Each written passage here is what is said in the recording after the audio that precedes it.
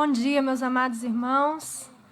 É com muita alegria que nós podemos nos reunir mais uma vez na casa do nosso Deus, como família, como corpo de Cristo, para cultuarmos, louvarmos aquele que nos criou, que nos salvou e que também nos comissionou. Neste momento eu convido os irmãos para baixarem suas cabeças, elevarem seus pensamentos ao nosso Deus, para que possamos falar com o nosso Pai. Deus, nós te louvamos, Senhor, por essa manhã. Nós te louvamos pelo privilégio e oportunidade que temos, ó Deus, de termos acesso ao Senhor, para que possamos ser conduzidos pelo Teu Espírito Santo, ó Pai, a aprendermos mais da Tua palavra e estarmos em uma maior comunhão contigo, Senhor. Que o Senhor esteja realmente nos conduzindo nesta manhã, nos orientando, ó Deus, para aquilo que o Senhor tem separado e reservado para nós, ó Pai. Ser conosco, com cada família representada aqui, e que nós possamos, ó Deus, sairmos desta igreja, deste culto, de uma forma diferente com que nós entramos aqui, com os nossos pensamentos e corações transformados pela Tua palavra, Senhor, em nome de Jesus. Amém. O nosso bom dia, a nossa saudação também se estende àqueles que nos acompanham pela internet, e que vocês possam ser grandemente abençoados conosco neste culto. Nós estaremos cantando, neste momento, o hino 443 do cantor cristão, Eis os Milhões. É um hino que nos traz à memória a missão que o Senhor Jesus nos deixou de ir e pregar o seu evangelho às pessoas que carecem do Senhor e que estão distantes da sua gloriosa presença. Pastor Jonas.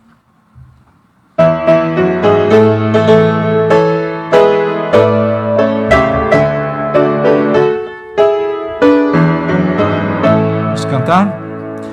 Eis os milhões que em trevas não medonhas jazem perdidos sem o Salvador. Quem lhes irá as novas proclamando que Deus em Cristo salva o pecador.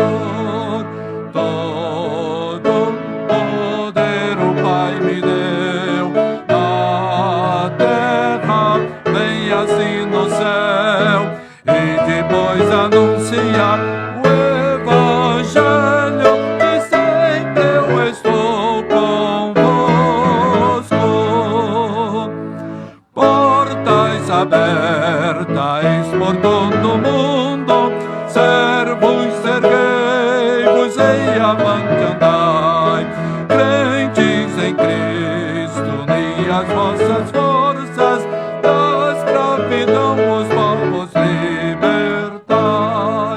Todo poder o Pai me deu na terra, bem assim no céu, e depois anunciar o Evangelho, e sempre eu estou convosco.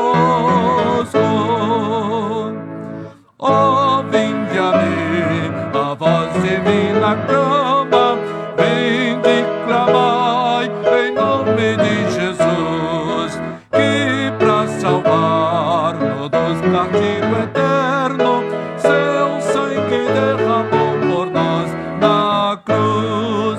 Todo poder o Pai me deu na terra, bem assim no céu, e depois anunciar o Evangelho, e sempre eu estou convosco.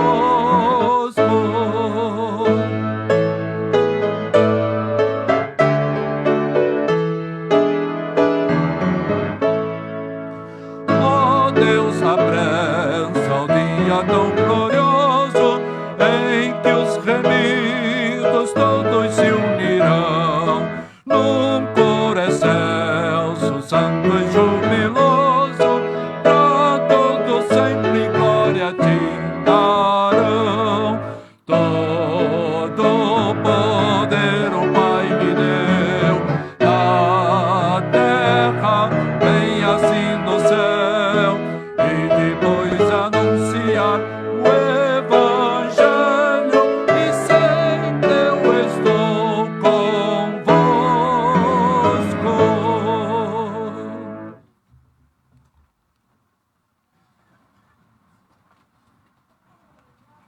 Amém. Meus irmãos, nesse mês de setembro, todos os batistas se empenham e trabalham com a campanha de missões nacionais.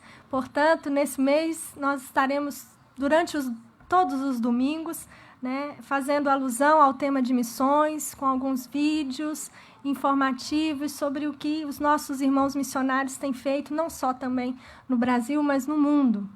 Hoje, pela manhã, nós recebemos aqui um casal muito importante, especial para esta casa, para esta igreja, que é a família dos missionários Hugo e Talvânia, e eu gostaria de convidá-los aqui à frente. Essa família já fez e ainda continua fazendo parte da nossa igreja, e eles têm desenvolvido um trabalho missionário especial ali na Albânia já há alguns anos, e eles estarão compartilhando conosco um pouquinho das suas experiências e também se apresentando àqueles que não os conhecem ainda. Que os irmãos sejam muito bem-vindos novamente à nossa igreja e que se sintam à vontade em nosso meio. Queridos, bom dia, graça e paz. É um privilégio muito grande a gente voltar a essa casa, ver amigos, pessoas que oram por nós, pessoas que intercedem pelo campo missionário, rostinhos diferentes agora aí com o pastor Judy Clay, e outros demais que vieram à casa também, a nossa igreja. A gente fica muito feliz, a gente fica com o coração muito alegre de participar. Não é mesmo, Amós? O Amós é um missionáriozinho? Sim. Como é que é seu nome? Amós. E você faz o que na Albânia? Você é um missionáriozinho? Você é um missionáriozinho?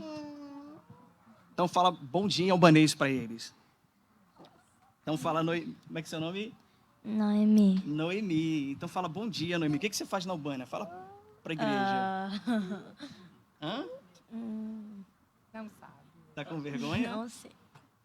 Gente, essa é a nossa família missionária, Noemi, o missionário Amós, a missionária Noemi, e a nossa missionária também Talvânia, que faz parte do nosso ministério, que é também, nosso ministério é dividido aí 50% meu, 50% da minha esposa, juntos.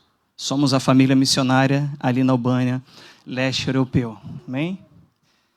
Queridos, Mircea Keniardo,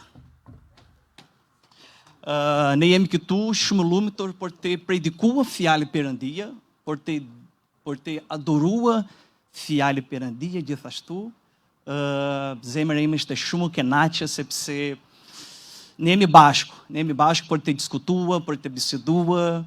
Agora, vamos lá, vamos traduzir. Quem entendeu vai ganhar um presente, um bonezinho que está ali, da Albânia. Pega aí para mim, por favor, até atrás o bonezinho. Obrigado, filha. Traz para mim aqui, por favor. Vamos lá, vamos ver quem traduz aí, gente. Vamos lá, hein? Vamos ver, um bonezinho aqui feito de pele de... Vai lá, Noemi, põe na cabeça. De pele de ovelha, de pelo de ovelha aqui. E os albaneses usam na época do frio, do inverno. Gente, eu disse bom dia para vocês, é um prazer imenso nós estarmos aqui, compartilhar daquilo que Deus está fazendo ali na Albânia, leste europeu. Eu disse isso em albanês. Nosso coração está muito alegre também de estar no meio dos irmãos e rever vocês aqui, revê-los, para a gente é uma coisa muito, muito agradável, de coração. Vocês fazem parte da nossa família e do nosso trabalho missionário. Eu não sei quantos aqui já ouviram falar de Albânia, leste europeu. Quantos aqui já ouviram falar de Albânia, leste europeu, gente? Então o pessoal está bem informado. Bem informado. Queridos, Albânia, a gente passa por um desafio... Agora o papai está falando, tá bom? Vai lá. Obrigado. Parabéns. É um privilégio muito grande a gente estar na Albânia, por dois motivos. Primeiro, ser direcionado por Deus até aquele lugar onde precisa da mensagem de salvação, onde as pessoas estão caminhando em passos largos para o inferno, onde o comunismo detonou a cidade, o país.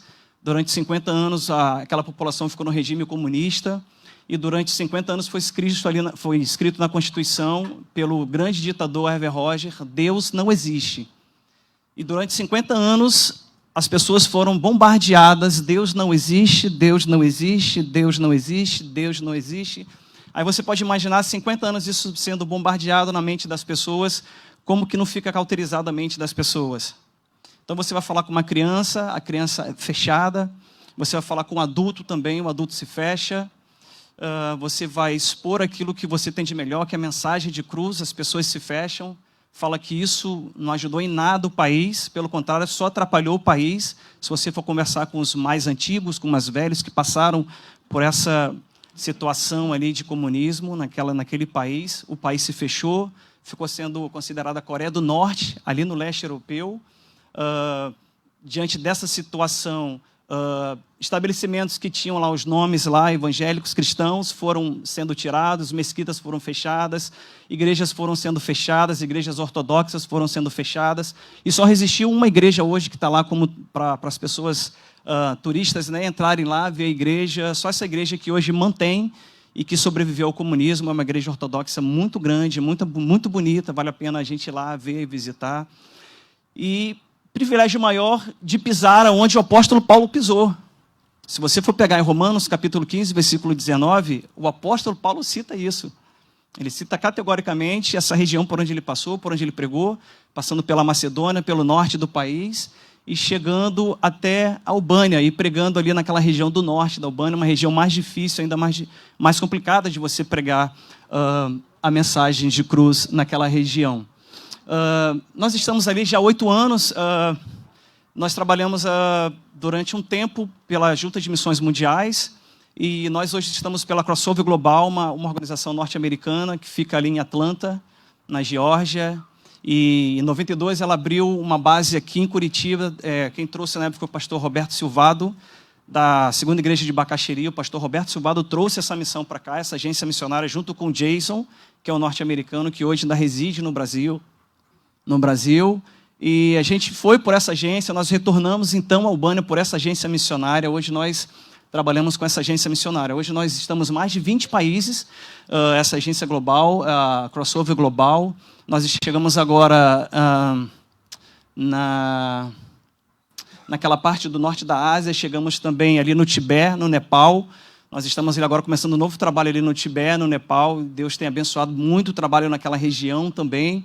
E começamos um trabalho também novo na Albânia, só que agora ao norte do país. Então nós estamos ao norte do país. Então a Albânia faz fronteira. Quem sabe, vamos lá, gente. A Albânia faz fronteira com? Quem souber ganha um bonezinho. Vamos lá, cita os países aí. Pastor Judy Clay não vale não. Vamos lá, gente. Quem souber aí... Vamos lá. Como? Vamos lá. Quem vai arriscar aí? Né? Gente, Albânia... Isso, ela faz fronteira com a Macedônia. Nós estamos a 3 horas e meia, mais ou menos, de carro da Macedônia. Nós estamos a 3 horas de Kosovo. Nós estamos a 2 horas e meia, quase 3 horas de Montenegro. E estamos a 5 horas e meia da primeira cidade ao sul, indo pela Grécia. A gente descendo o sul, a primeira cidade que a gente vai encontrar é ali na fronteira, onde tem um ponto turístico chamado Butrinit. E ali faz uma fronteira com a gente faz fronteira com a Grécia. A gente está mais ou menos 5 quilômetros daquele 5 horas e meia de chegar naquela cidade, que é a cidade fronteiriça ali com a Albânia. O projeto que nós estamos desenvolvendo ali, quando nós chegamos ali, nós fomos para o norte, para uma cidadezinha chamada Mamuras. Essa cidadezinha, ela fica indo para quem vai para Kosovo, uma região mais fechada, onde existem mais de 40 a 50 cidades, sem a presença de missionários, sem a presença de um evangélico, de uma igreja naquele lugar. Então, você subindo Mamuras, onde nós estamos, existem mais de 40 cidades. 40 cidades onde não tem pessoas ali, onde não tem missionários fazendo um trabalho ali, fazendo um projeto social, plantando a mensagem de salvação naquele lugar. Como nós chegamos ali de maneira muito singular naquele lugar, nós começamos então a orar ao Senhor como que a gente iria começar a dar o pontapé principal naquele lugar. Como pregar o evangelho num lugar onde 70% da população é muçulmana. E é onde você tem 70% da população muçulmana e depois você tem um grupo de ortodoxos. E você fala, poxa, como que eu vou pregar o evangelho nesse lugar? Como que eu vou levar a mensagem de cruz para esse lugar? E essa cidade onde nós estamos é uma cidade de 27 mil habitantes. Mamuras é uma cidade bem agrícola, bem agrária. As pessoas vivem mais do cultivo de plantio de subsistência, da criação de ovelhas, de do cultivo da azeitona, da fabricação do azeite. Então, é nesse contexto que a gente está trabalhando, é nesse contexto que a gente está desenvolvendo um trabalho ali. Somos a única família evangélica naquele lugar, plantando a igreja naquele lugar, onde não tem nenhuma igreja. Nós somos pioneiros naquele lugar. Nós estamos ali desenvolvendo um trabalho já. Há 3 anos e meio, trabalhamos um processo de relacionamento com os muçulmanos. Já passamos por essa primeira fase de relacionamento com os muçulmanos, agora nós estamos na segunda fase, que é o evangelho de confrontação. Então, agora a gente está partindo para dentro, está evangelizando mais com contundência, com mais força. E a mensagem tem chegado ao coração daquelas pessoas ali de maneira muito especial. Então, nós começamos ali a desenvolver projetos sociais ali naquele lugar, com os muçulmanos. Nós começamos a adquirir a confiança daquela comunidade, daquela cidade. Hoje, graças a Deus, desde o prefeito até o menininho que anda na rua lá catando latinha, conhece o nosso trabalho, sabe do nosso trabalho, tem total respeito pelo nosso trabalho ali. Hoje nós já conseguimos alugar uma garagem, onde nós começamos ali aos domingos, os nossos pontos de pregação aos domingos, com os meninos. Não tem ninguém convertido ainda, mas às vezes dá 15, às vezes dá 10, às vezes dá 5, às vezes não dá ninguém, só tem a nossa família. A gente continua pregando a mensagem de cruz ali naquele lugar. Os meninos têm frequentado a escolinha de futebol e outros demais têm ido trabalhar com a gente naquele lugar ali, dando apoio para a gente naquela cidade de Mamuras. Eu quero compartilhar um vídeo com vocês de 5 minutinhos, um pouco do nosso trabalho, aquilo que a gente faz.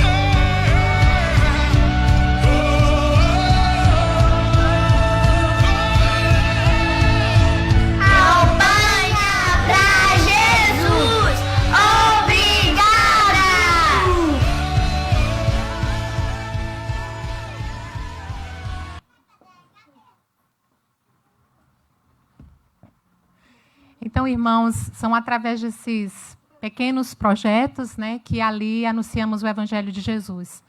A palavra de Deus diz que é pelo ouvir a palavra de Cristo que a fé chega, não é?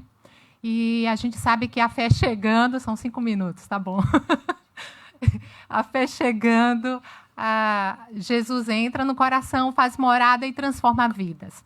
Estamos naquele país e necessitamos do apoio de oração, apoio ainda em cooperação, apoio voluntário. Vocês viram que nós temos a escolinha de futebol, nós temos um projeto com meninas, eu trabalho com reciclado com elas, porque eu quero alcançá-las. Então, a gente trabalha com reciclados, elas tanto aprendem a reutilizar aquilo que se jogaria no lixo, como ouvem o Evangelho de Jesus. E nós recebemos voluntários. Ao longo desses 3 últimos anos, recebemos muitos voluntários. Os voluntários, eles abrem as portas para a pregação do Evangelho. Então, os voluntários da área de saúde, especialmente, né? Então, pessoas que têm dedicado, às vezes, 1 mês, mais tempo. Vocês viram uma senhora ali trabalhando com patchwork. Claro que ela não conseguiu fazer tudo o que ela queria, só deu algumas pinceladas do trabalho dela, mas essa senhora foi lá, passou 3 meses com a gente.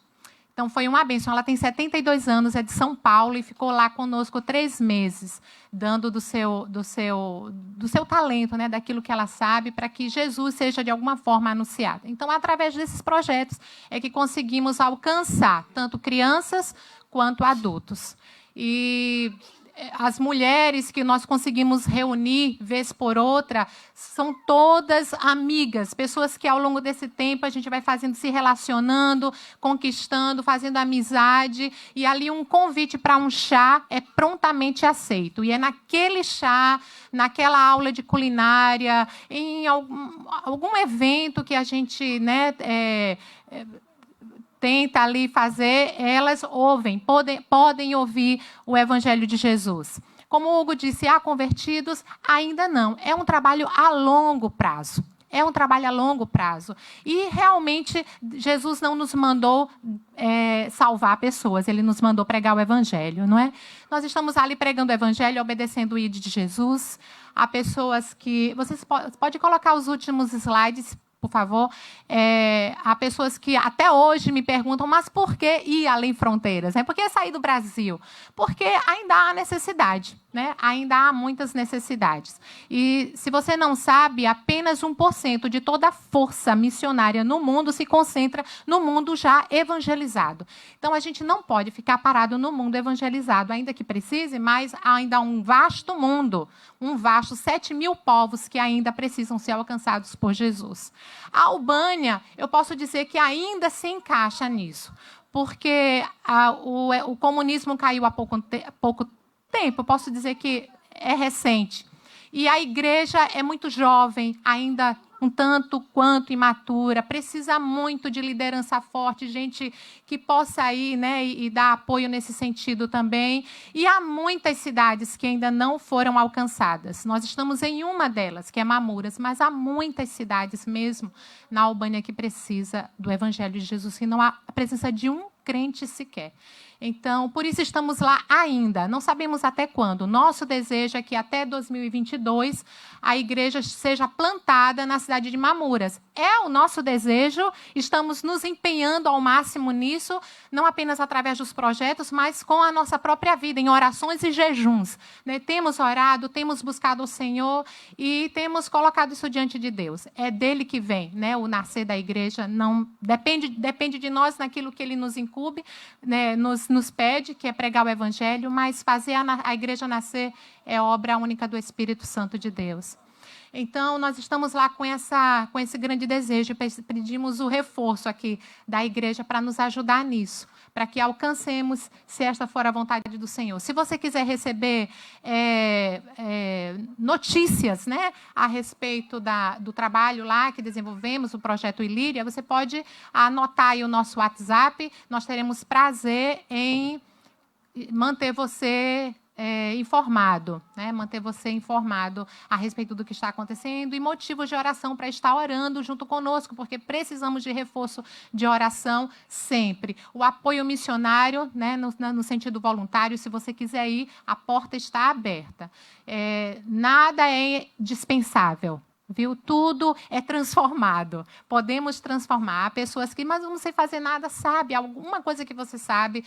Chegou um pastor lá e ele disse, uma vez eu estive muito necessitado e aprendi a fazer uns biscoitos da época da minha bisavó e foram esses biscoitos que ajudaram a minha família. Seria possível ensinar esses biscoitos lá? Com certeza. Juntei a mulherada e elas foram pelo fator homem ensinando culinária. Né, dando aula de culinária. Então, quando elas souberam, é um homem que vai dar aula, se então elas encheram, né? O salão ficou cheio e foi muito bom. E ali elas ouviram o Evangelho de Jesus, porque enquanto ele trabalhava aquela massa do biscoito, ele pregava Isaías 53. Foi bem forte, mas estive ali, né, traduzindo. Inclusive, uma muçulmana se levantou e disse, Vânia, você sabe que eu sou muçulmana, como é que você me fala coisas dessas?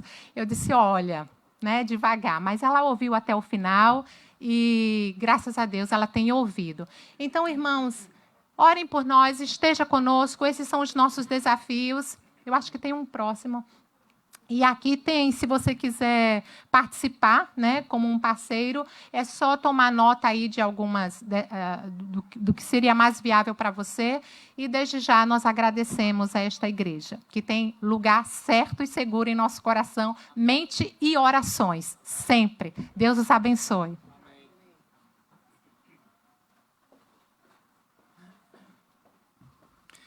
Meus irmãos, bom dia a todos vocês. Esse casal trabalhou nessa igreja, né, serviu aqui alguns anos atrás.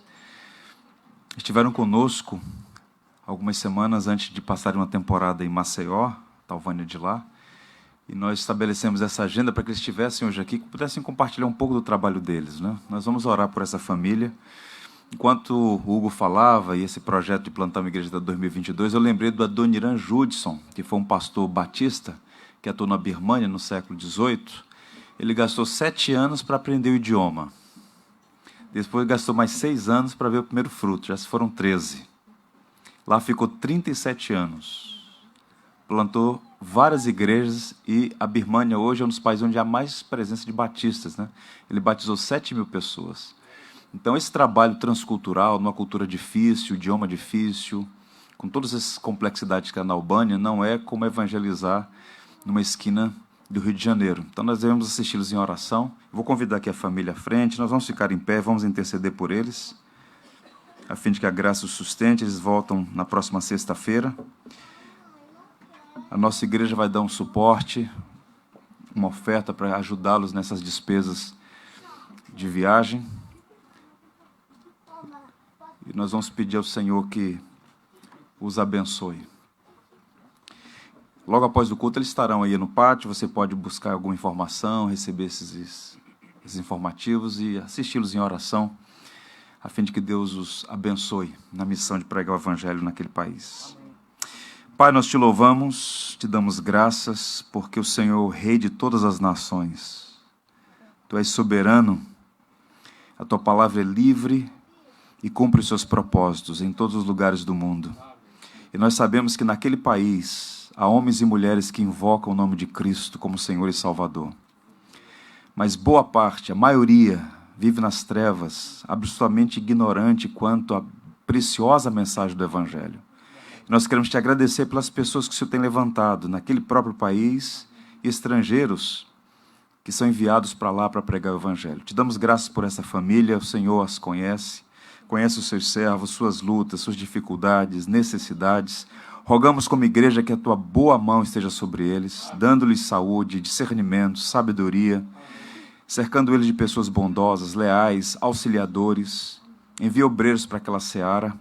Quanto aos que aqui estão, Senhor, que sejamos cristãos comprometidos com a obra do Senhor em todo o mundo, que possamos orar com intensidade, com compaixão e também dispor dos recursos que o Senhor mesmo tem nos dado para dar suporte a essa obra que tem como propósito levar mais e mais pessoas ao conhecimento do Evangelho. Nós pedimos mesmo as suas mais ricas bênçãos sobre os nossos irmãos, em nome de Cristo, Senhor da igreja. Amém. Que o Senhor os abençoe. Em pé ainda, irmãos, nós vamos ler Romanos capítulo 10. Aqui no Brasil, a Talvânia e o Hugo são membros da Igreja Batista Barão da Taquara, pastor Carlos César Novaes. Irmãos, a boa vontade do meu coração e a minha súplica a Deus a favor deles são para que sejam salvos.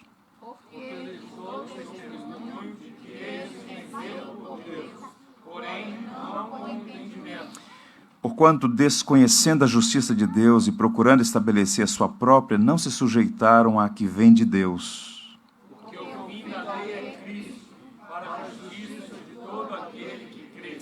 Se com a tua boca confessares Jesus como Senhor e em teu coração creres que Deus o ressuscitou dentre os mortos, serás salvo. Porque com o coração se crê para a justiça e com a boca se confessa a respeito da salvação. Porquanto a Escritura diz, todo aquele que nele crê não será confundido. Pois não há distinção entre o judeu e grego, uma vez que o mesmo é Senhor de todos, rico para com todos os que o invocam.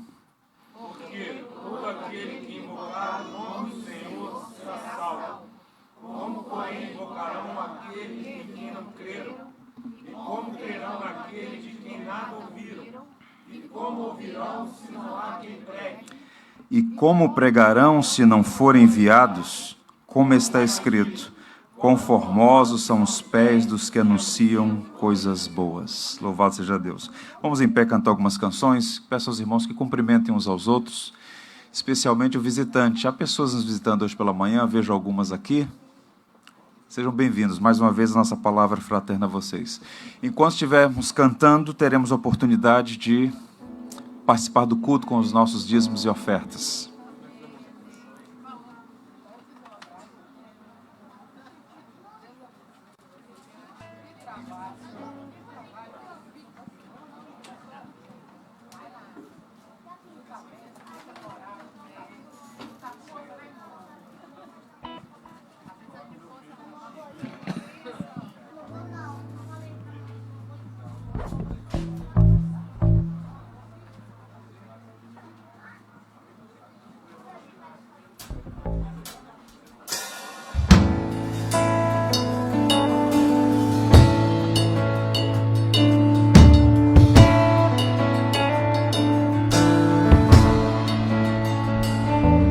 Cantai ao Senhor um cântico novo, cantai ao Senhor todas as terras, cantai ao Senhor, bendizei o seu nome, proclamai a sua salvação, anunciai entre as nações a sua glória, entre todos os povos as suas maravilhas, porque grande é o Senhor e muito digno de ser louvado, mais temível do que falsos deuses. Glória e majestade são diante dele, força e formosura no seu santuário, glória e majestade estão diante dele, força e formosura no seu santuário. Vamos repetir, cantai ao Senhor um cântico novo.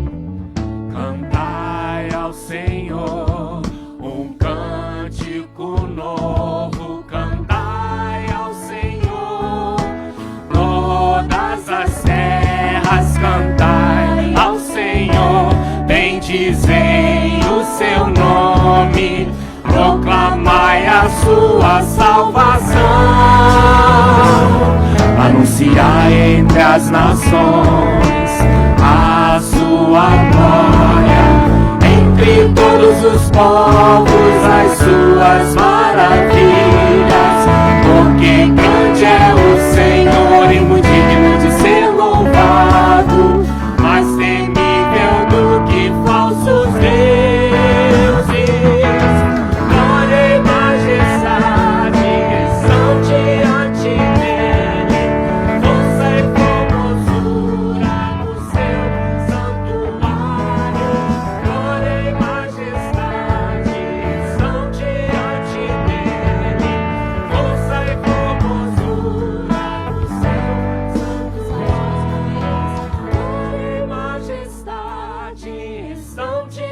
diante dele, força e formosura no seu santuário, glória e majestade estão diante dele, força e formosura no seu santuário, glória e majestade estão diante dele, força e formosura no seu santuário, glória e majestade estão diante dele, força e formosura no seu santuário.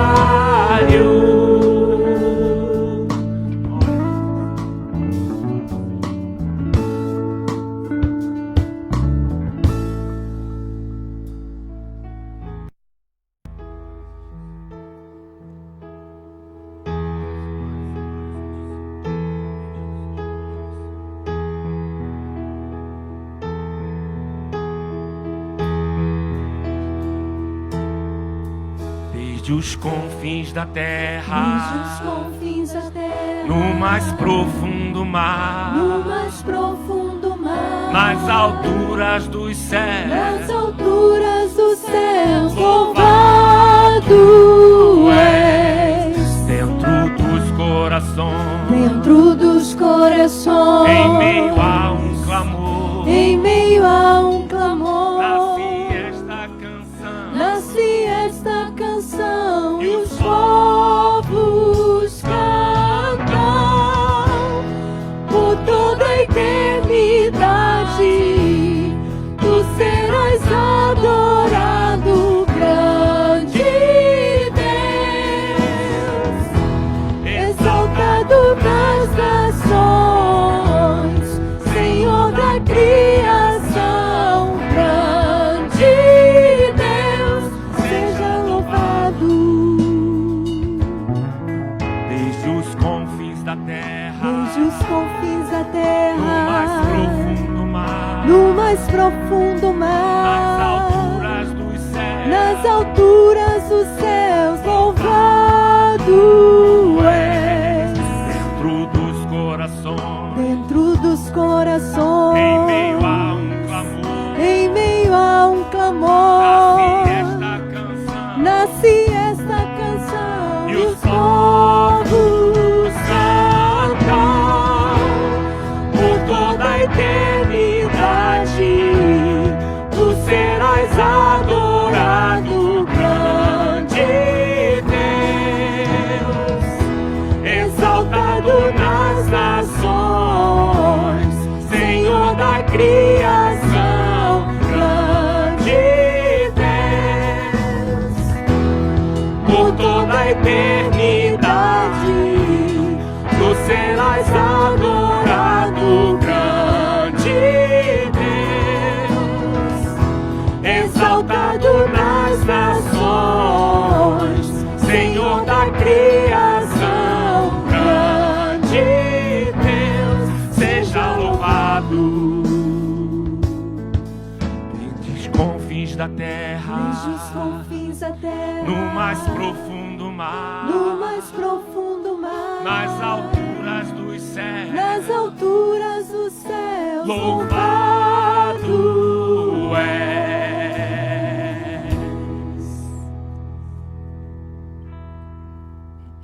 A igreja pode tomar assento?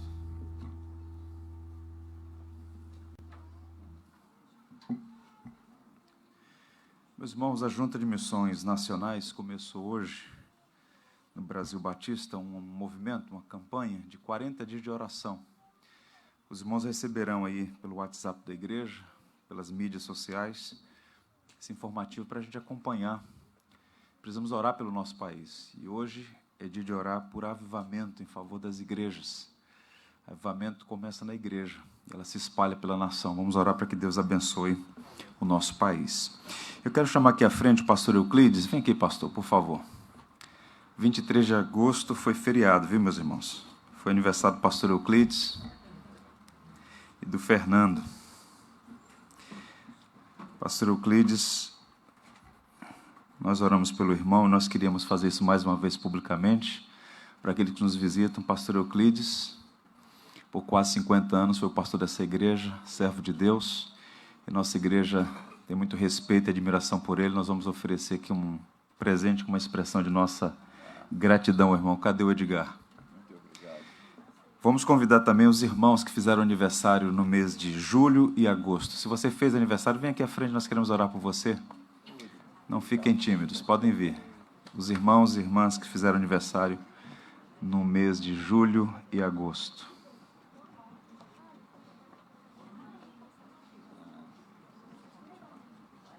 Pastor Jonas, vem aqui à frente orar por esses irmãos e irmãs.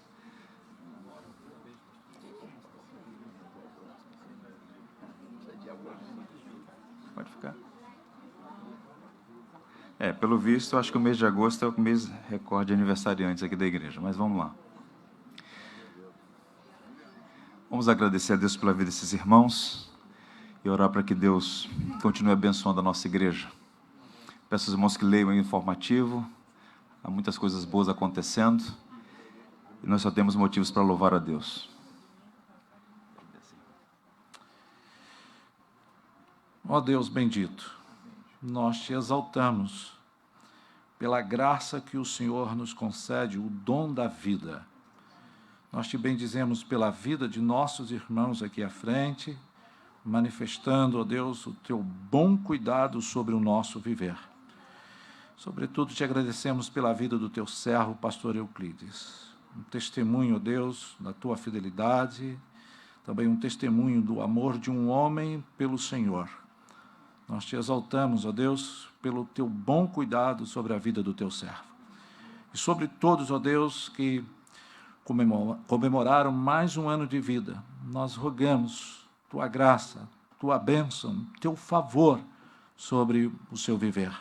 Que dia após dia vivam para a glória do teu bendito nome. Em Jesus Cristo. Amém. Amém. Muito obrigado.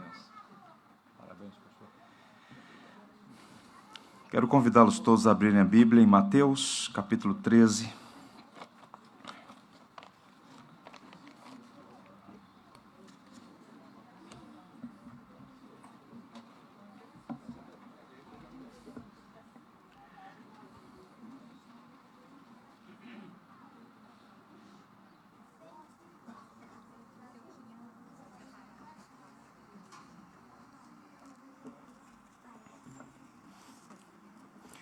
Mateus capítulo 13, leremos os versos 31 e 32. E à luz dessa passagem, vamos pensar sobre o grão de mostarda, o crescimento do reino de Deus no mundo. Crianças com idade até 8 anos podem participar do culto infantil que está acontecendo nesse momento no andar superior. Mateus capítulo 13, versos 31 e 32, diz assim então a viva e eficaz palavra de Deus. Outra parábola lhes propôs, dizendo: o reino dos céus é semelhante a um grão de mostarda que um homem tomou e plantou no seu campo, o qual, na verdade, é a menor de todas as sementes, e crescida é maior do que as hortaliças, e se faz árvore, de modo que as aves do céu vêm aninhar-se nos seus ramos. Que o Senhor nos abençoe. Jesus era conhecido pela habilidade de ensinar, de fato, um mestre.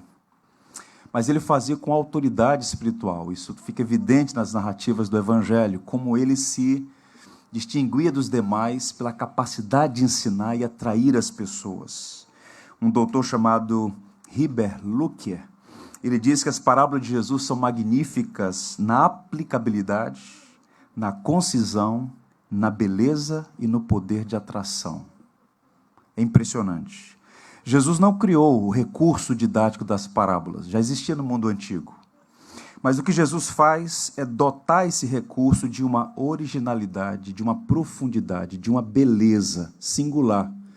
E no ministério dele, dividido em pregação e ensino, milagres, boa parte do ensino de Jesus Cristo é realizado através de parábolas. E o que é uma parábola? Um recurso didático que lança a mão de uma figura de linguagem conhecida dos ouvintes e que faz conexão com alguma realidade prática com o objetivo de ensinar uma mensagem central. Cada parábola tem uma mensagem geral. E o capítulo 13 de Mateus é chamado de o capítulo que contém as parábolas do reino. Os irmãos que frequentam culto de oração e estudo bíblico às quartas-feiras, examinamos essas parábolas aqui no primeiro semestre. Começa com a parábola do semeador, que indica o começo do reino. Em seguida temos a parábola do joio, oposição ao reino. Em seguida, o crescimento do reino, as parábolas do grão de mostarda e do fermento. E conclui o capítulo com as parábolas que apontam o resultado do reino, parábola do tesouro, da pérola e da rede. Por que Jesus Cristo está ensinando isso aqui sobre o reino? São perspectivas diferentes, ângulos através dos quais se pode observar o reino, que é multifacetado. E esta comparação que Cristo faz da parábola do grão de mostarda é muito interessante, porque ele está ensinando sobre a extensão do reino de Deus. A parábola do fermento fala sobre a intensidade desse crescimento e a parábola do grão de mostarda sobre a extensão dele. São duas parábolas que, na verdade, são as duas faces da mesma moeda, formam um par. Sobre isso falaremos no próximo domingo.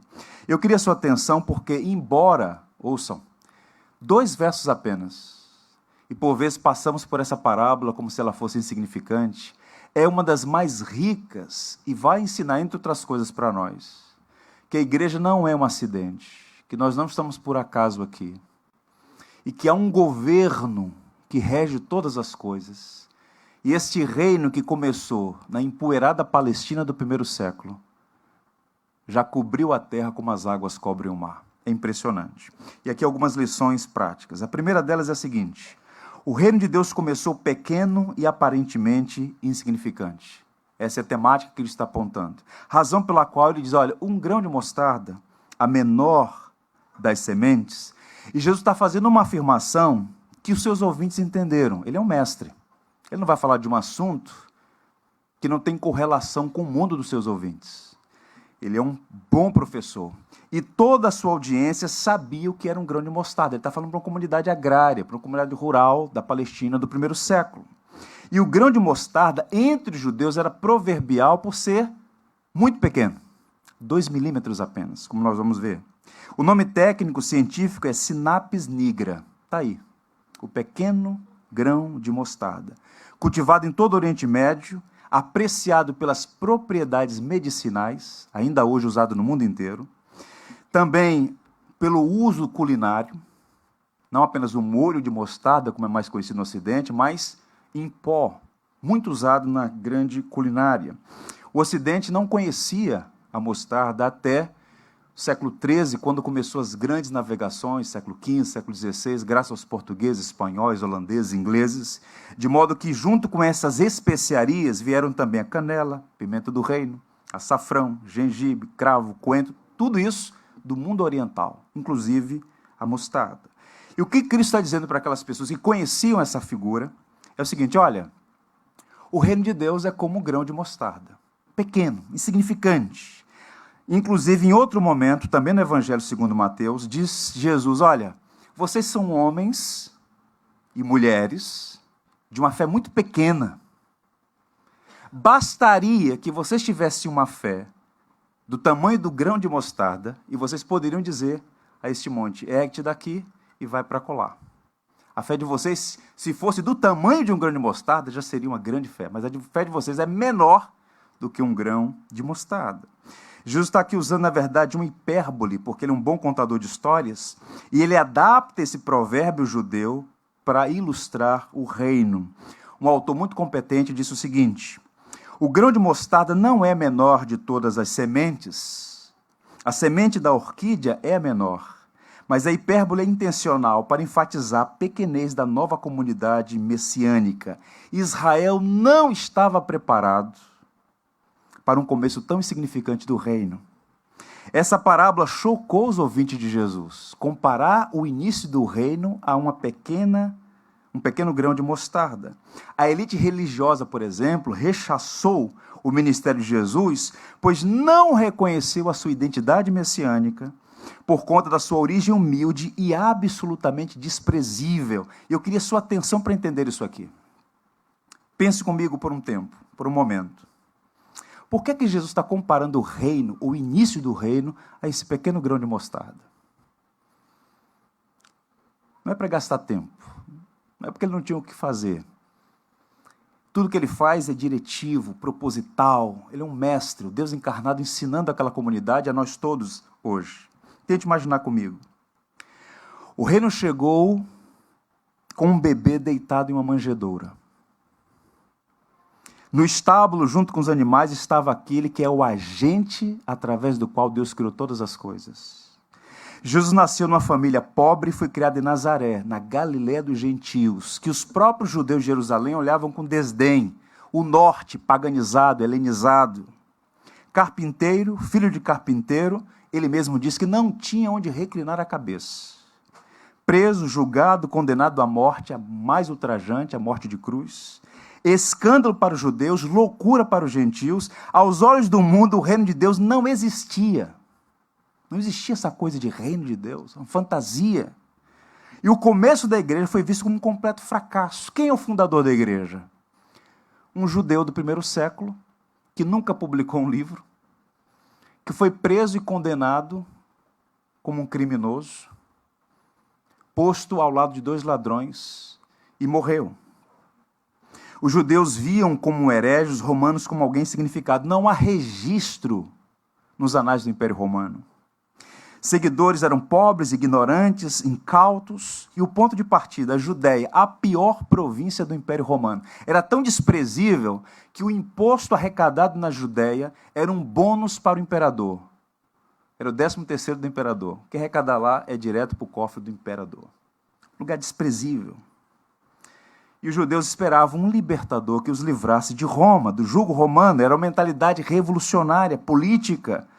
E aquela mesma multidão que clamou, Hosana ao que vem em nome do Senhor, que esperavam o Messias, o Cristo, agora com esse discurso de morte, então aquela gente pede a crucificação de nosso Senhor.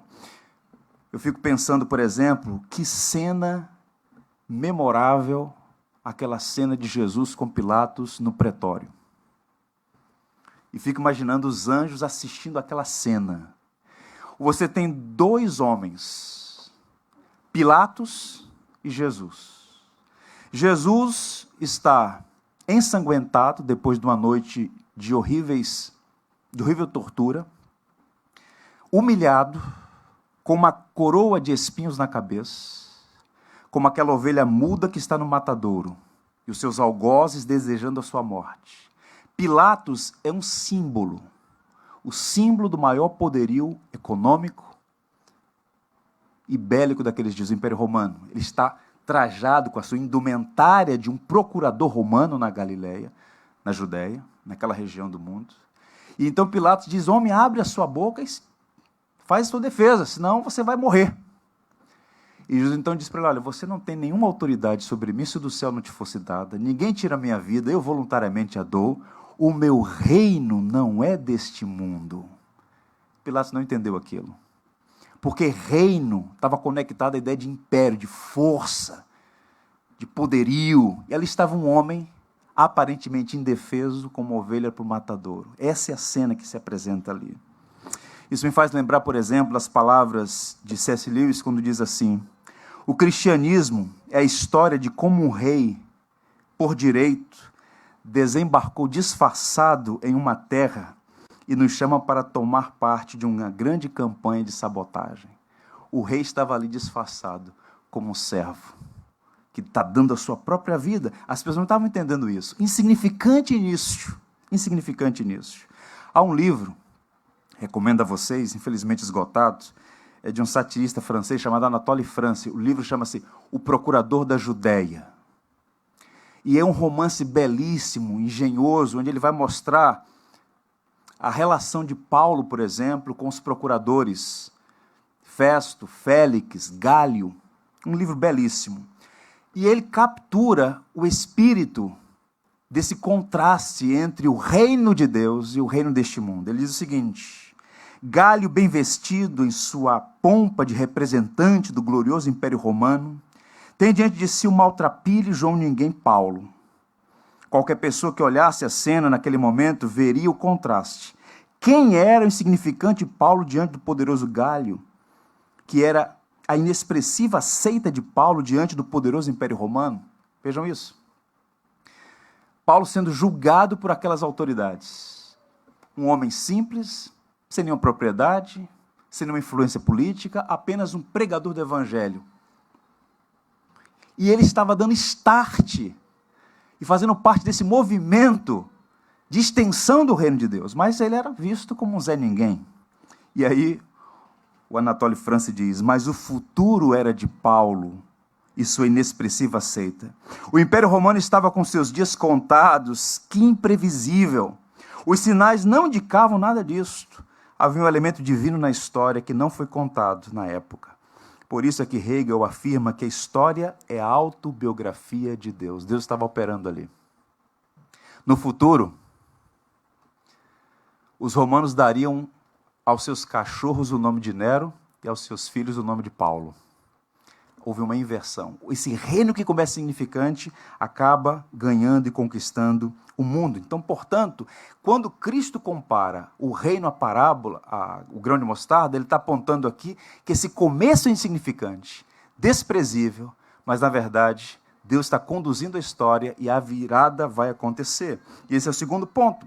Soberanamente, Deus promove o crescimento do seu reino. Essa é a segunda verdade. Porque o texto vai dizer, palavra do próprio Cristo, que o homem toma essa pequena semente, que todos conheciam, planta num campo, e essa semente se torna uma árvore. E essa também é uma linguagem simbólica para mostrar como aquela pequena semente se transforma numa grande árvore. Essa é uma mostardeira, numa região no sul da Turquia. Quem diria que aquela minúscula semente poderia se tornar uma árvore tão frondosa? Vejam a beleza, a habilidade de Jesus em ensinar. O início é desprezível. Quem daria alguma coisa por aqueles homens? O crucificado e seus pescadores incautos do norte de Israel. Quem daria alguma coisa pelo pregador apóstolo Paulo, que foi morto, decapitado por ordem expressa de Nero? Pedro também. Mas aquela pequena seita dos galileus cobriu a terra como as águas cobrem o mar. Jesus, portanto, está mostrando isso. Começa pequena, mas se agiganta. E por que se agiganta? Porque essa não é uma obra humana. É Deus quem dá o crescimento. Como ainda há pouco a missionária disse aqui, nosso trabalho é proclamar, mas é Deus quem está conduzindo esse processo. Um missionário norte-americano que serviu muitos anos aqui na Faculdade Batista de São Paulo disse assim: o reino de Deus é como tal semente. Seu tamanho atual e aparente insignificância não é de modo algum indicadores de sua consumação, a qual abrangerá todo o universo. Ou seja, é algo maior do que nós mesmos. E eu tenho dito aos irmãos, abra os seus olhos para perceber que você não faz parte de um grupo de algumas dezenas de pessoas que se reúne dominicalmente na Professor Saldanha 110. O quadro é mais amplo, a igreja é maior do que você pensa. Porque a igreja é a comunidade deste reino que começa insignificante, mas cujo fim será triunfante.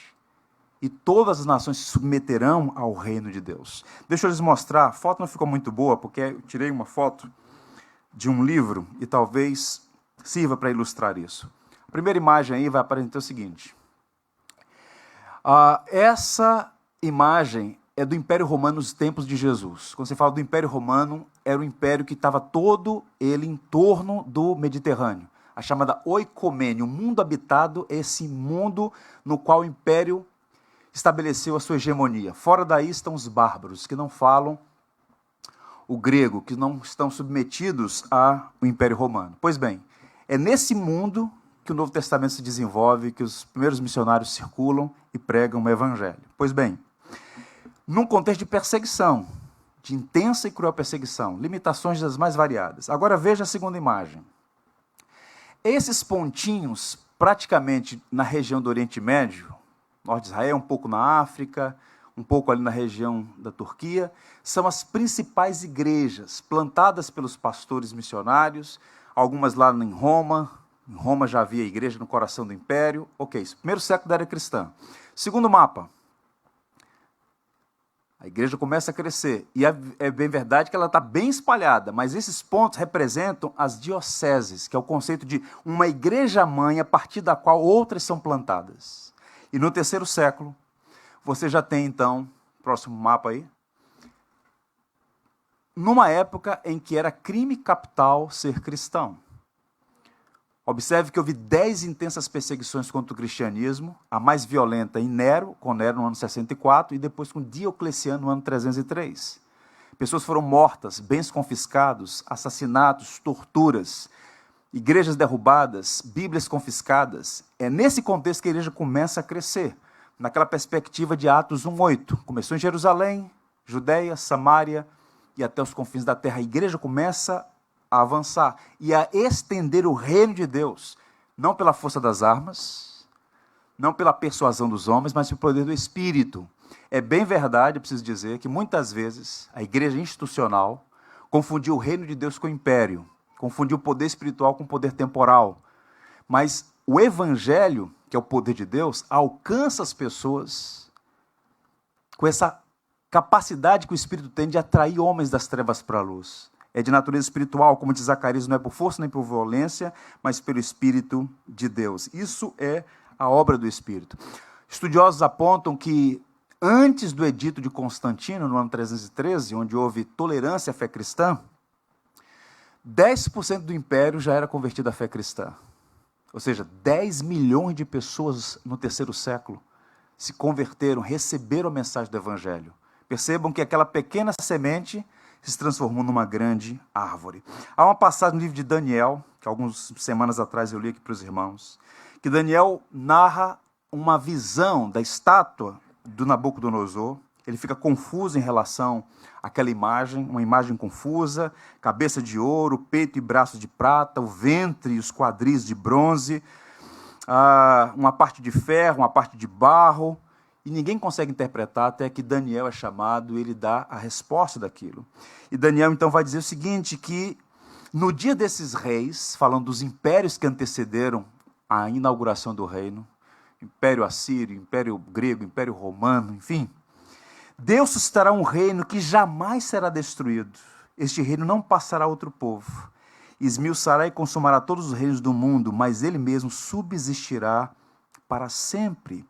E é dito assim, o reino e o domínio e a majestade dos reinos debaixo do céu serão dados ao povo dos santos do Altíssimo, e o seu reino será eterno, e todos os domínios servirão e lhe obedecerão. Nós somos súditos de um reino cujo rei é rei dos reis e senhor dos senhores. O pequeno reino que começou insignificante na Palestina, hoje, como diz o profeta Isaías, vejam aí, capítulo 11, a terra se encherá do conhecimento do Senhor, como as águas cobrem o mar. É uma coisa impressionante. É impressionante. Isso nos aponta a terceira verdade diante de algumas aplicações. O reino de Deus conquistará todas as nações. Uma expressão que Cristo usa nessa parábola é a seguinte: a pequena semente crescerá e se tornará uma grande árvore. Eles sabiam o que significava isso. A grão de mostarda se transforma numa grande árvore, 3, algumas a 5 metros de altura. E as aves do céu vão se aninhar nesta árvore. Quando você lê passagens como Ezequiel 17, Ezequiel 31, Daniel capítulo 4, aves no Antigo Testamento nesse contexto é uma referência a nações. O que ele está dizendo aqui é o seguinte: o império da Síria e da Babilônia, mencionados nessas passagens dos profetas Ezequiel e Daniel, se transformaram em grandes árvores, e as nações foram encontrar abrigo nessas potências hegemônicas, a Síria, Babilônia. Pois bem, mas as nações do mundo, agora por meio da obra de Cristo, estão encontrando abrigo aonde? No Evangelho. A igreja não é uma igreja de brasileiros, não é uma igreja de americanos, igreja de peruanos, igreja de angolanos, é uma igreja universal, em que há pessoas que submetem ao senhorio de Cristo, gente de todas as nações do mundo. Nós encontramos abrigos nessa árvore do Evangelho, nessa árvore que é o próprio Cristo. De fato, o Senhor está conquistando pessoas de todas as nações da terra. As nações estão se submetendo ao governo de Cristo. É bem verdade que há resistência política. O homem é ímpio, ele é resistente ao evangelho. Mas, como disse alguém, quando Deus quer, não há quem não queira. E Deus soberanamente conquista nações para si. O saltério, em particular o Salmo 2, tem uma mensagem extraordinária que é citada no Novo Testamento e que, por vezes, nós não refletimos como deveríamos. Eu queria ler algumas partes do Salmo 2, pensando nessa ideia de que o Senhor conquista as nações para si. Esse salmo é belíssimo. O salmo, na verdade, não é uma coxa de retalhos solta. Os salmos têm uma temática central, é o rei e o reino. Observe o capítulo 2 dos Salmos. Por que se enfurecem os gentios e os povos imaginam coisas vãs? Os reis da terra se levantam e os príncipes conspiram contra o Senhor, contra o seu ungido, dizendo: rompamos os seus laços, sacudamos de nós as suas algemas. Isso aqui é a afronta da terra. Agora veja a zombaria do céu. Ri-se aquele que habita nos céus. O Senhor zomba deles. Na sua fúria, a seu tempo, lhes hás de falar, e no seu furor os confundirá. Eu, porém, constituí o meu rei sobre o meu santo monte Sião. Proclamarei o decreto do Senhor. Ele me disse: tu és meu filho, eu hoje te gerei. Aí vem o verso 8, que coisa linda. Pede-me, e eu te darei as nações por herança, e as extremidades da terra por tua possessão. O pai dizendo ao filho: pede-me as nações, e eu vou dar elas a você. Ou seja, na verdade é um projeto da Trindade, alcançar pessoas de todas as partes do mundo, e este reino que começou diminuto, insignificante, desprezado na Palestina, é um reino que tem conquistado mais e mais pessoas ao longo de todos esses séculos. E nós fazemos parte disso. Isso é, de fato, maravilhoso. Veja um mapa que eu vou mostrar a vocês aí agora. Esse é o mapa do cristianismo no mundo hoje. Quando eu digo cristianismo, os ramos do cristianismo. Católicos, ortodoxos, protestantes, independentes. Mais de 2 bilhões de pessoas professam a fé cristã. Mais de 2 bilhões. E uma pergunta que tem sido feita com certa regularidade é a seguinte: qual será o futuro do cristianismo? Qual será o futuro? Você já parou para fazer essa pergunta? Qual será o futuro da fé cristã? E eu queria mostrar para vocês 2 diagnósticos completamente distintos, diametralmente opostos. O primeiro é de um cantor inglês, o John Lennon. Ele disse assim em 1966: o cristianismo vai desaparecer e encolher. Vocês acham que ele acertou ou errou?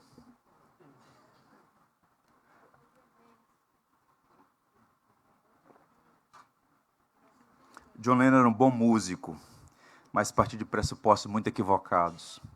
Há um autor chamado Peter Jones, que foi colega de classe dele, um teólogo inglês, que escreveu alguns bons livros e comenta assim as suas interações com o John Lennon, ainda na juventude.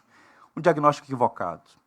Um outro inglês, nesse caso agora um bispo da Inglaterra, chamado Stephen New, que é, na verdade, um historiador, disse o seguinte: no século XX, pela primeira vez, houve no mundo uma religião universal, a religião cristã. Ou seja, aquela semente plantada lá atrás, depois de 20 séculos, havia conquistado todo o planeta. É bem verdade que ainda há muitas nações que ainda não conhecem o Evangelho, mas hoje podemos dizer que essa árvore cresceu e vai continuar crescendo. E Deus vai cumprir os seus propósitos redentivos. Eu quero lhes mostrar alguns gráficos que mostram isso, a grandeza dessa obra que o próprio Deus está colocando em curso. Vejam aí. Mais de 2 bilhões de pessoas professam a fé cristã. E esse quadro é interessante porque é feito de um instituto que fez uma pesquisa muito bem amparada na verdade, buscando informações muito precisas. Então nós temos aí um gráfico do percentual.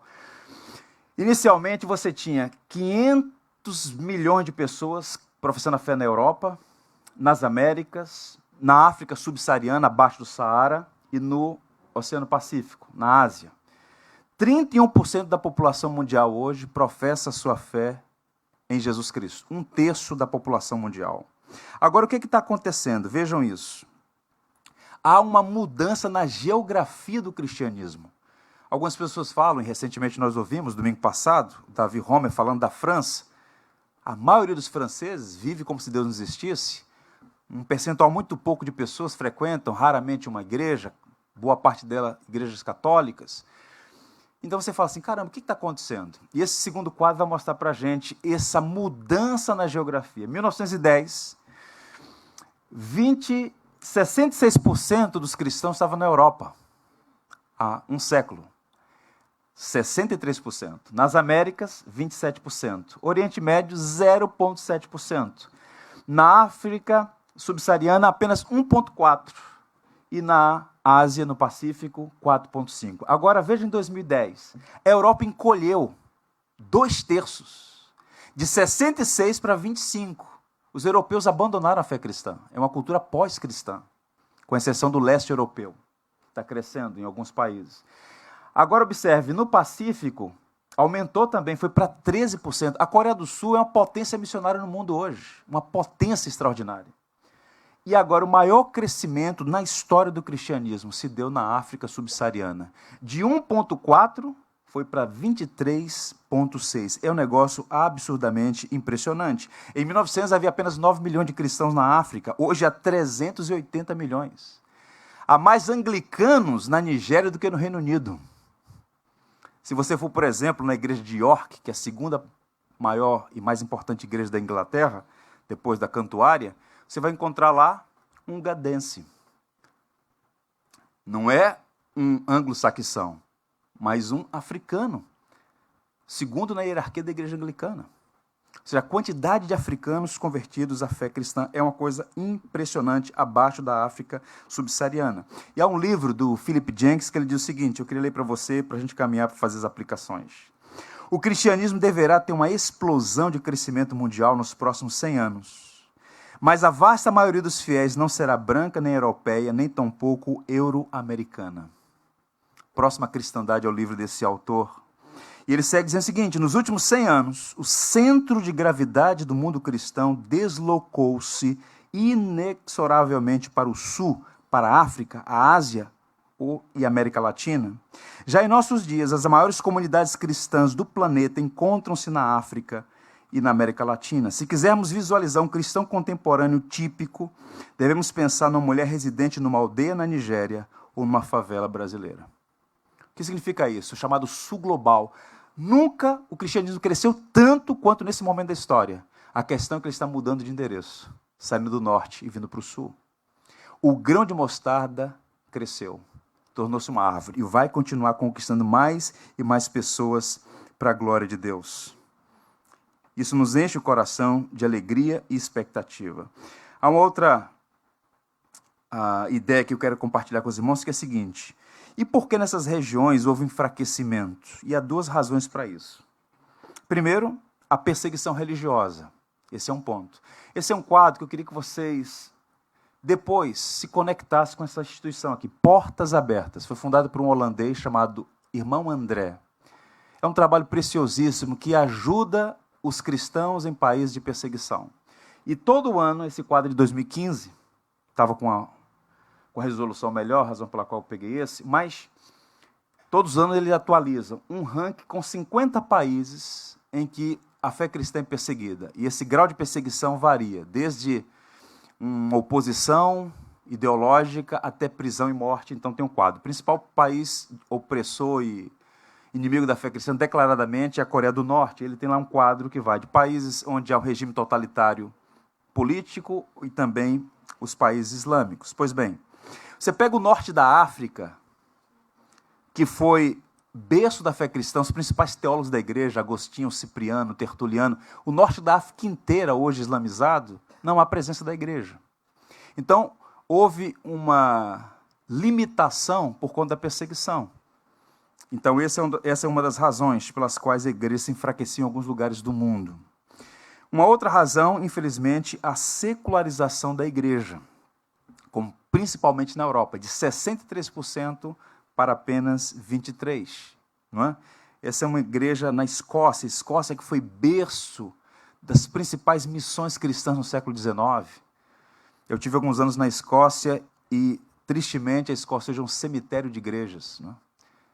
Igrejas como a do Eric Liddell, aquele corredor, pastor, ganhou as Olimpíadas de Paris. missionário na China e lá foi enterrado. Entrei na igreja dele, uma catedral belíssima, era um brechó, vendendo roupa, sapato. A igreja acabou, literalmente fechou as portas. Inúmeras igrejas na Escócia, na França, na Inglaterra, não é? E tantos outros países. Então, secularização literalmente sufocou as igrejas naquela região. Boa parte também fruto dos problemas gerados pelas duas grandes guerras mundiais e há outras complexidades, que não vem um caso aqui. O Philip Yancey, com quem eu discordo em muita coisa, ele diz o seguinte, e quanto a isso eu subscrevo. Ao viajar, tenho observado um padrão, um estranho fenômeno histórico de Deus. Deslocar-se geograficamente do Oriente Médio para a Europa, dali para a América do Norte e desta para o mundo em desenvolvimento. Minha teoria é esta: Deus vai para onde é desejado. Então há uma mudança do norte para o sul, mas a igreja segue crescendo e Deus está cumprindo os seus propósitos. Eu queria fazer duas aplicações para a gente encerrar essa reflexão. E eu oro para que você entenda isso. Primeiro, descanse na soberania do Senhor. Meus irmãos, o trono de Deus é a sala de comando do universo. Toda ansiedade, em algum grau, ela é um atestado de incredulidade. Nós cantamos que confiamos em Deus, nós cantamos que Ele é nossa rocha e nosso baluarte. Nós afirmamos coisas belíssimas e por vezes nós cremos nisso mesmo, mas muitas vezes, quando as dificuldades nos assaltam, nós duvidamos dessa soberania. Ontem eu fiquei com meu coração muito pesaroso e postei uma imagem na internet, pedido de oração. Um casal brasileiros há 30 anos trabalhando em Angola, servindo ao Senhor. O que é que um casal de brasileiros vai fazer em Angola e lá permanece por 30 anos? Pregando evangelho, plantando igrejas, socorrendo os necessitados. Lá nasceram seus filhos, cresceram, melhor dizendo, e essa semana uma das filhas de 22 anos foi encontrado o corpo dela, brutalmente assassinada. Triste isso. Eu fico pensando, como é que está a cabeça desse homem, dessa mulher, dessa família? Porque nosso raciocínio é gnóstico, pagão. O raciocínio é, coisas boas é um Deus bom que opera. Coisas ruins é a tirania divina ou o diabo.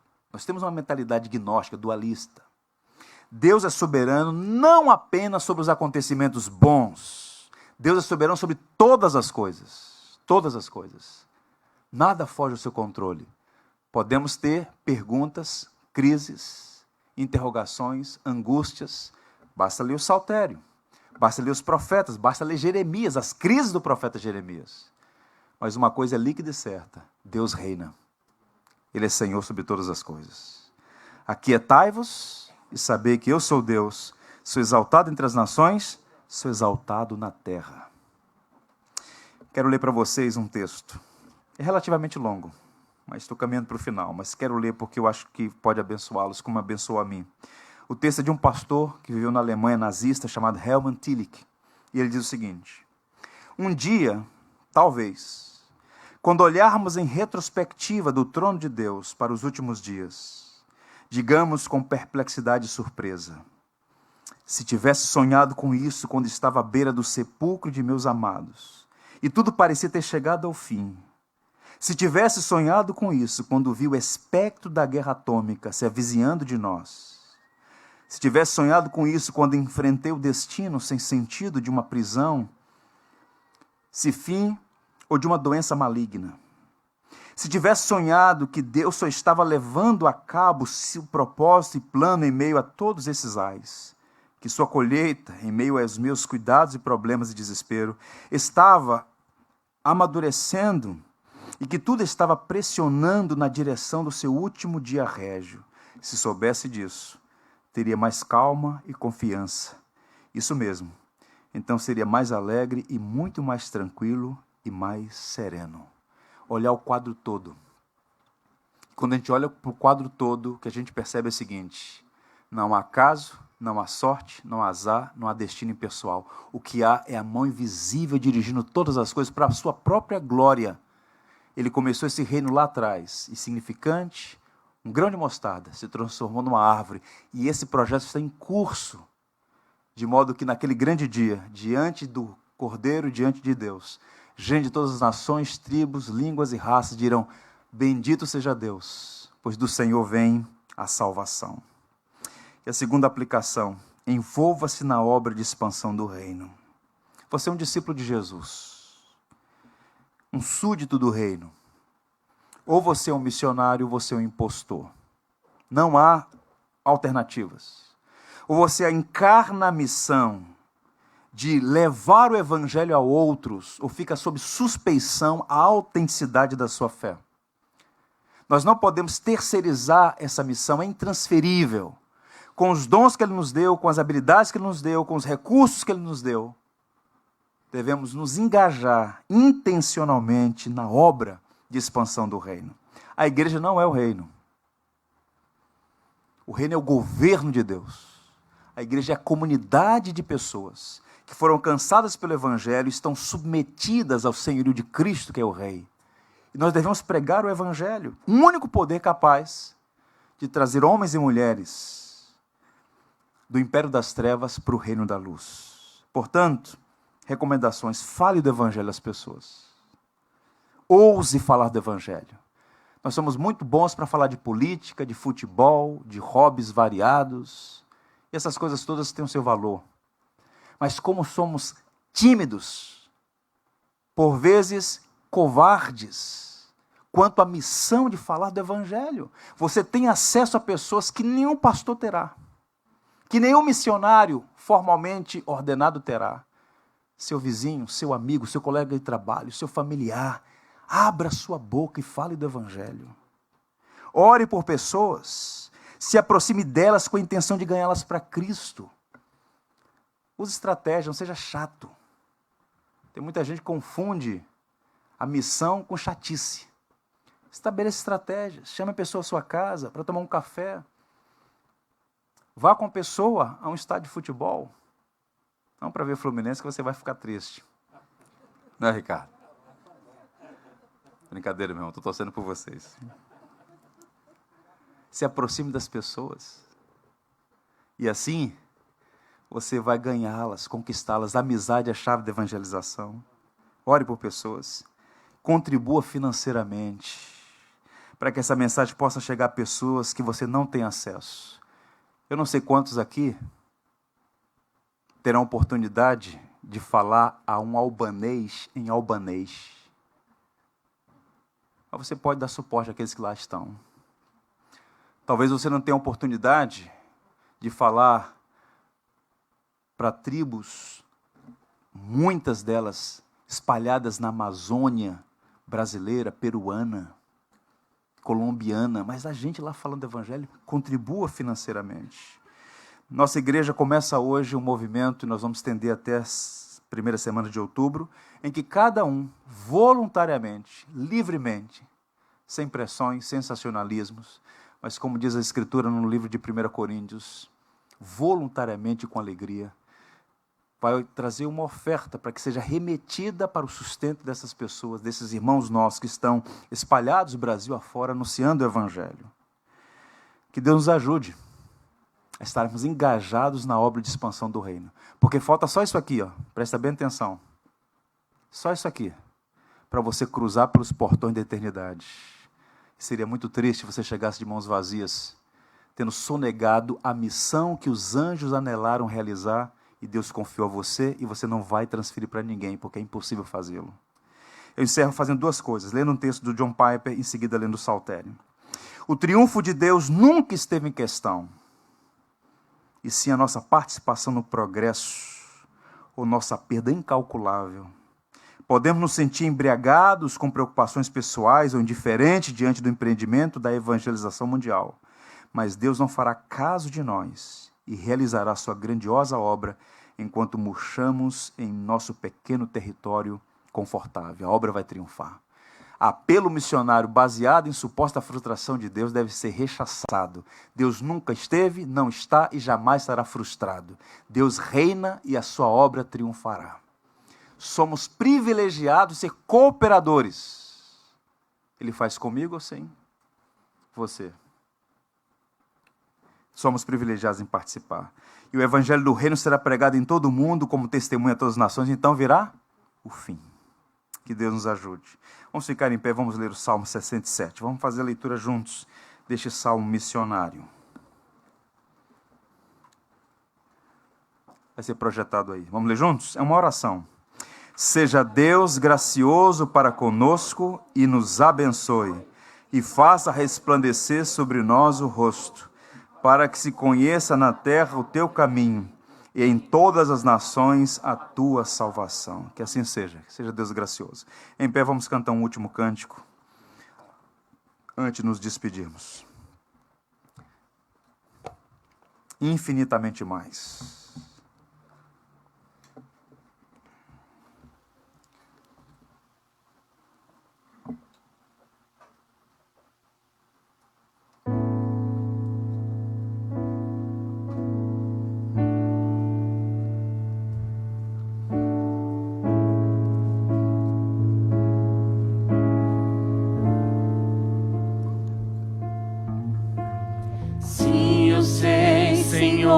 Que tu és soberano, tens os teus caminhos, tens seus próprios planos. Venho, pois, a cada dia, venho cheio de alegria e me coloco em tuas mãos, pois és fiel. Sim, eu sei, Senhor, que tu és poderoso. És um Deus tremendo, Pai de amor bondoso. Venho, pois, a cada dia, venho cheio de alegria e me coloco em tuas mãos, pois és fiel. Fiel é tua palavra, ó Senhor. Perfeitos teus caminhos, meu Senhor. Pois sei que tenho crido, também sei que és poderoso para fazer infinitamente mais, para fazer infinitamente mais. Sim, eu sei, Senhor, que tu és poderoso. És os teus caminhos, Pai de amor bondoso. Venho, pois, a cada dia, venho cheio de alegria e me coloco em tuas mãos, pois és fiel. Fiel é tua palavra, ó Senhor. Perfeitos teus caminhos, meu Senhor. Pois sei que tenho crido, também sei que és poderoso para fazer infinitamente mais, para fazer infinitamente mais do que tudo que pedimos, infinitamente mais do que tudo que sentimos, infinitamente mais do que tudo que pensamos, infinitamente mais do que tudo que cremos, infinitamente mais. Fiel é tua palavra, ó Senhor. Perfeitos teus caminhos, meu Senhor.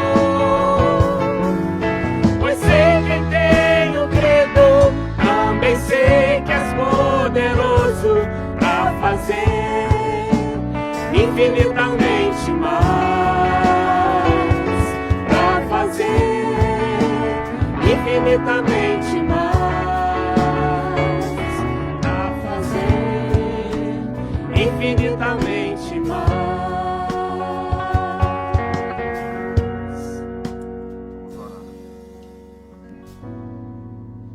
Louvamos o teu nome, Senhor. Te damos graças porque o Senhor reina. O Senhor é soberano. E apesar da glória que tem, o Senhor se importa conosco. O Senhor amou o ser humano e amou tão intensamente este mundo que deu seu Filho naquela cruz. Rogamos que a tua graça quebrante o nosso coração e nos faça instrumentos na mão da providência para levar essa mensagem a mais e mais pessoas.